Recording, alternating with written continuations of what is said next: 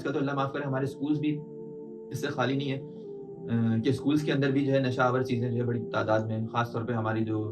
ہے کیا کہتے ہیں ہائی کلاس ایلیٹ کلاس کے جو اسکول ہیں وہاں پہ یہ چیز بہت نارمل ہو گئی، نشہ آور چیزیں لینا دینا پلانا پارٹیاں کرنا. تو الامان والحفیظ بہت اللہ تعالیٰ کی جو ہے نافرمانیاں ہیں ہماری، ان میں سے ایک یہ بھی ہے کہ اس کے اندر مبتلا ہیں. حدیث میں آتا ہے کہ نبی کریم صلی اللہ علیہ وسلم نے فرمایا کہ ایک زمانہ ایسا آئے گا کہ لوگ شراب کو دوسرے ناموں سے جو ہے وہ خریدا کریں گے،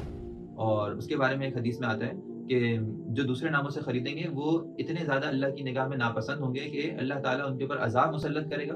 اور ان کے چہروں کو بندر اور سور کی طرح تبدیل کر دے گا. یہ اخیر زمانے کے اندر ہے، لیکن ہر زمانے کے شراب پینے والوں سے متعلق یہی وعید ہے کہ جو لوگ شراب کی لت میں مبتلا ہوتے ہیں دنیا میں اگر ان کو یہ عذاب نہیں تو آخرت میں ایسا عذاب اللہ کی طرف سے مقرر ہے. تو بہت زیادہ اس میں احتیاط کرنی چاہیے، خاص طور پہ اسکول میں، کالجز میں، یونیورسٹیز میں. دیکھیں بچوں کی گیدرنگ کیا ہے اور بچوں کی گیدرنگ کو تبدیل کرنے کی کوشش کریں، انشاءاللہ اس سے بچہ